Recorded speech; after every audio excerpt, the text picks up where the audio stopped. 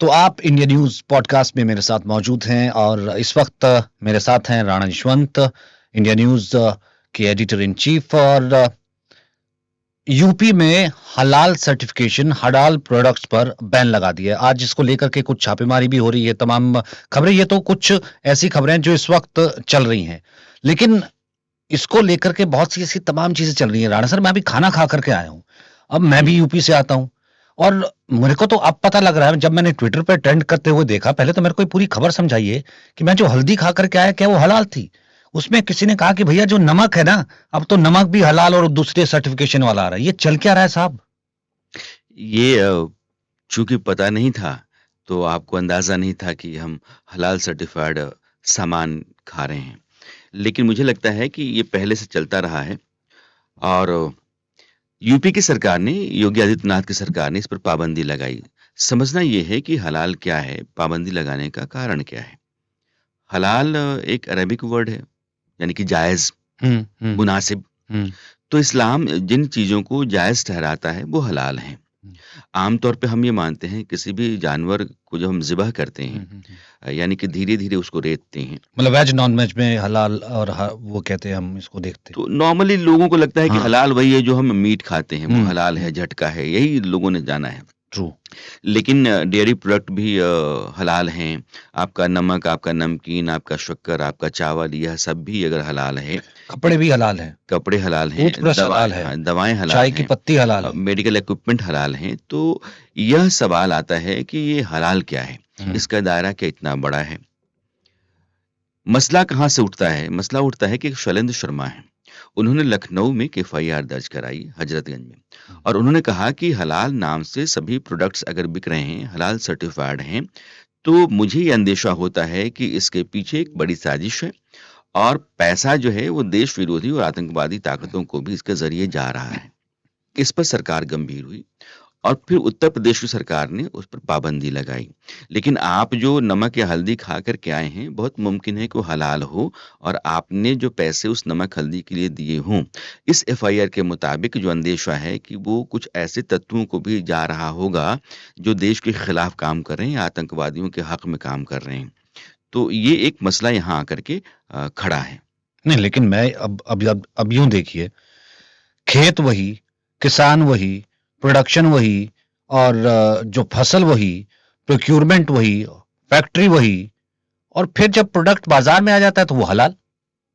दिक्कत ये है कि हलाल सर्टिफिकेशन इंडिया में है, लेकिन जो विदेशों में मांस जाता है, नहीं, तो लेकिन सर एक चीज और, मैं सॉरी आपको रोक हाँ, रहा हूँ। हाँ, तो हाँ। जो फूड कंपनीज हैं भारत में, दरअसल क्या है, जो फूड कंपनीज हैं जितनी हैं, हुँ, उनको सर्टिफिकेशन कौन जारी करता है? उनको सर्टिफिकेशन जो है फूड मिनिस्ट्री है, और ये जारी करते हैं, एफएसएसआई जारी है, हुँ, एफएसआई जारी करती है कि ये तमाम जो मानक हैं, हुँ, यानी कि हम मानक के आधार पर अपने जो है फूड प्रोडक्ट्स को रेटिंग जारी करते हैं।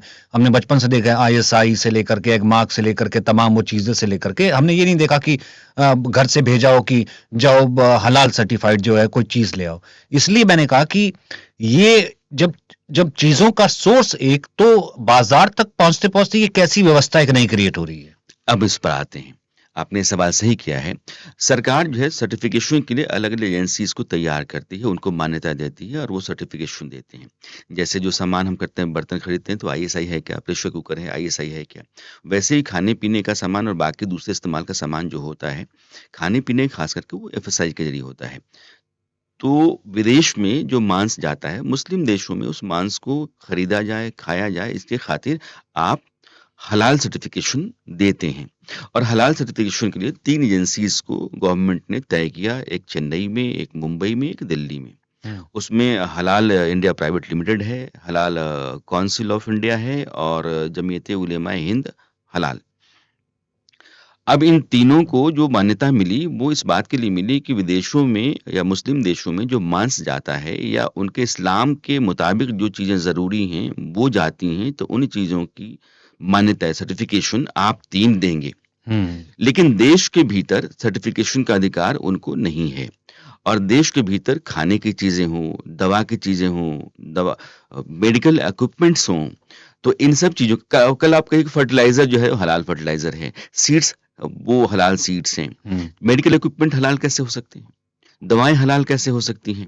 इसका मतलब ये है कि जो एफआईआर अंदेशा जता रही है, जिस पर योगी सरकार कहीं न कहीं भरोसा कर रही है। मैं ये मानकर चल रहा हूँ, क्योंकि इतनी छापेमारियाँ, फिर पाबंदियाँ और रोक, क्योंकि आप जो सरकार ने तय नहीं किया है, उसके मुताबिक काम देश के भीतर नहीं कर सकते हैं, वो इल्लीगल है।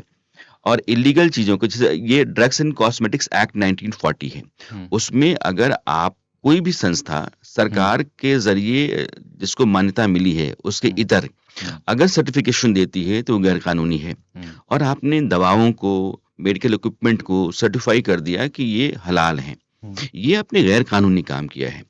तो योगी सरकार ने वो प्रोडक्ट्स जो एक्सपोर्ट होने हैं और जिनके एक्सपोर्ट के लिए हलाल सर्टिफिकेशन ज़रूरी है, हुँ, उनको छोड़ दिया कि आप भेजिए, कोई दिक्कत नहीं है। हुँ, लेकिन उत्तर प्रदेश के भीतर जो काम एफएसएसआई का करना होता है, हुँ, जो ड्रग्स एंड कॉस्मेटिक्स एक्ट हुँ। 1940 के तहत तय होना होता है, उसमें जाकर के आप अपना दखल नहीं दे सकते हैं, आपका कोई हक बनता नहीं है, आप गैर कानूनी काम कर रहे हैं। और अंदेशा जो है, सरकार कमोबेश उस लाइन पर ही चल रही है कि ये पैसा, हलाल सर्टिफिकेशन क्या है? इसका मतलब क्या है? किसी एक समुदाय या संप्रदाय विशेष का ही व्यक्ति बना रहा बना है, रहा है। उसके कारीगर वही हैं, उसी बाज़ार में जा रहा है मज़दूर सब। वही हैं और बाज़ार में जा रहा है। तो आपको इस बात का इशारा है कि बाकी समझें या ना समझें, लेकिन आप समझिए कि आप खरीदिए।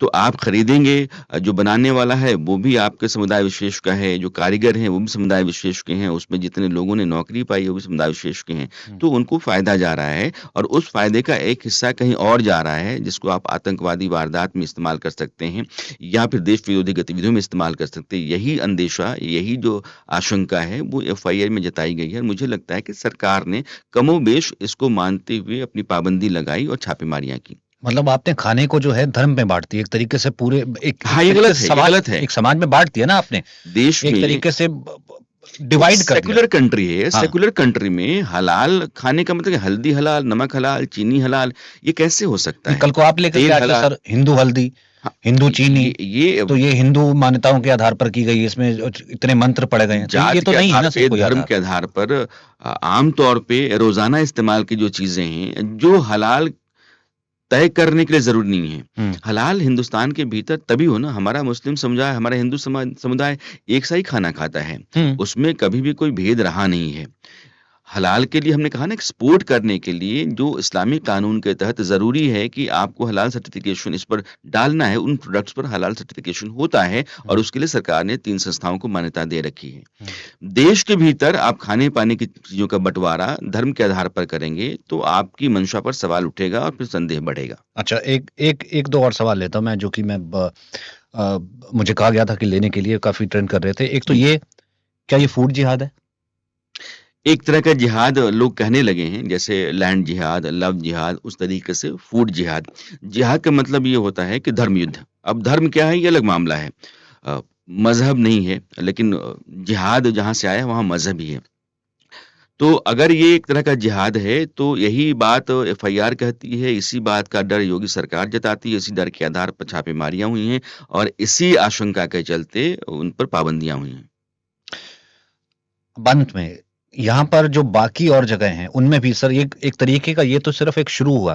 पूरे भारत में अगर आप जाइए ना बेंगलुरु चले जाइए केरला में चले जाइए, ये ट्रेंड और इस तरह की कई कंपनीज़ यही हैं और यही यही बड़ा सवाल है जो आप उठा रहे हैं कि एक सरकार ने सजगता दिखाते हुए उसको लगा कि नहीं यार, ये सेक्युलर कंट्री है, सभी धर्म के लोग बराबर हैं, हुँ, खान-पान में बँटवारा। अब कल मैं कहूँ कि मुस्लिम होटल यहाँ ही मुसलमान ही खाएगा, हिंदू होटल हिंदू खाएगा, ये सिख होटल सिख ही खाएगा।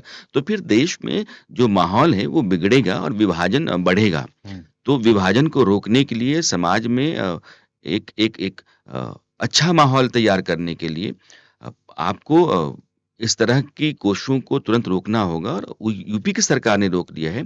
तो आपने जो सवाल किया कि फिर तो बाकी राज्यों में भी हलाल प्रोडक्ट्स होंगे। हुँ, तो उन हलाल प्रोडक्ट्स को आप मान्यता किस आधार पर दे रहे हैं?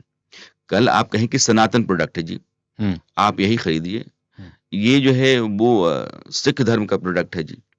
तो भारत में सरकारें धर्म के आधार पर खाने-पीने की चीज़ों को खरीदने और फिर इस तरह के विभाजन को अगर मंज़ूरी देती हैं या इस तरह से आँखें मूंदे रहती हैं, राज्य सरकारें ख़ास करके, एब्सोल्युटली। तो फिर ये देश हित के विरोध में है और खतरनाक है। एक पक्ष ये कह रहा है कि मेरे खाने-पीने के अधिकार पर यहाँ पर आपने चोट कर दी कि मैं तो कोर्ट जा रहा हूँ, दारुल उलूम देवबंद जो है इसके खिलाफ कोर्ट जा रहा है कि आप तो मुझे खाने-पीने भी नहीं दे रहे बैठ कर के घर में मैं क्या खा रहा हूँ? नहीं, खाने-पीने पर कोई रोक नहीं है और आप देखिएगा कि भई अगर आपको हलाल से पाबंदी है, मत उठाइए, कोई दूसरी जो है वो नाम ले रहा है कि नहीं, आप पतंजलि हलाल का ले मीट लीजिए। इस्लाम को अगर आप पढ़ते हैं तो इस्लाम जो है जब आया, उस समय ये इस तरह से चीनी, चावल, कॉस्मेटिक्स और मेडिसिन्स और मेडिकल इक्विपमेंट वो थे ही नहीं। हुँ, वो इस्लाम का हिस्सा है ही नहीं। बिल्कुल। तो छठी 7वीं शताब्दी के बीच में जो चीज़ें आई थीं, आपने उन्हीं के बारे में कहा। जैसे मान लो कि कुर्बानी है, हुँ, ज़िबा है। हुँ, तो ये कहा जाता है कि आप धीरे-धीरे उसको काटें, उसका एक वैज्ञानिक कारण है। ठीक है। धीरे-धीरे जब आप जानवर को काटते हैं, तो ब्लड क्लॉटिंग नहीं होती हुँ, क्योंकि धीरे-धीरे उसका सारा ब्लड निकलता है। जब ब्लड सारा निकल जाता है, तो ब्लड क्लॉटिंग नहीं होती, तो मांस के भीतर में खून नहीं रहता है। तो वो मांस स्वादिष्ट होता है, मुलायम होता है और अधिक दिनों तक आप उसको रख सकते हैं। तो अरब में अधिक दिनों तक रखने के लिए मांस खराब ना हो, उसके लिए आपने उसको ज़िबह किया और हमने धर्म में, परंपरा में उसको शामिल कर लिया, ठीक है। लेकिन मांस के इतर बाकी खाने कल आप कहें कि पानी जो है ये हलाल है या ये तेल हलाल, नमक हलाल, चल ये रहा नहीं है। चलता है।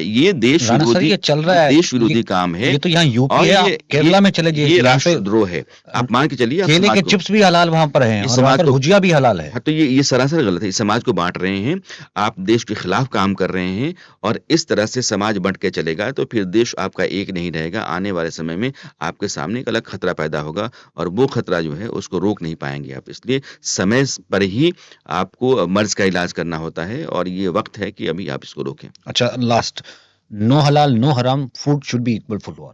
सबके लिए जो मैंने पहले भी कहा कि हुँ, मुस्लिम देशों में जो हम एक्सपोर्ट करते हैं, मुस्लिम कानून के तहत जिन चीज़ों के खाने-पीने के लिए इस्लामिक आधार पर मंजूरियाँ ज़रूरी हैं, उन मंजूरियों के लिए अलग-अलग संस्थाएँ बनाई गई हैं, उनके ज़रिए सर्टिफ़िकेशन होता है, बस अच्छा। वही है। देश के भीतर हमको मर्ज़ी है हुँ, हम मीट हलाल खाएँ या फिर हम झटका खाएँ, उसमें कोई दिक्कत नहीं है। ज़ाहिर-सी बात है, हम लेकिन हिंदुस्तान में आम तौर पे बाकी जो चीज़ें हम इस्तेमाल करते हैं, वो सब अब कल कहें कि बिस्तर जो है आपका और तकिए का खोल और बिस्तर ये सब हलाल चल पड़े हैं है सर और उसी राह पर। घर के टाइल्स जो है वो हलाल है, ये दरवाजे की लकड़ी हलाल है। इसका मतलब ये है कि आप एक संप्रदाय विशेष के लोगों को इस बात का इशारा दे रहे हैं कि आप जो हलाल खरीद रहे हैं, वो हुँ, एक धर्म विशेष के लोगों के ज़रिए बनाया हुँ, गया है, धर्म विशेष के लोग उसमें काम कर रहे हैं, उसका फ़ायदा धर्म विशेष के लोगों को जाएगा और हिंदुस्तान जो सेक्युलर देश है, इसमें एक धर्म विशेष के लोगों को चिह्नित करना और उनको एकजुट करके और इस तरह की कोशिशों में बाँटना, ये सरासर देशद्रोह का मामला देशद्रोह बनता का है, इसमें मामला। कोई दो राय नहीं नहीं, है। ज़ाहिर-सी बात है, ये हिंदुस्तान है, ये कोई अरबिस्तान नहीं है और शुरुआत अगर उत्तर प्रदेश से हुई है, मुझे लगता है कि बाकी राज्यों में भी अगर इस तरीके की कारगर चीज़ें चल रही हैं, तो वहाँ तक भी इसकी आँच पहुँचेगी। आई थिंक बहुत-बहुत शुक्रिया sir. Thank you. Thank you.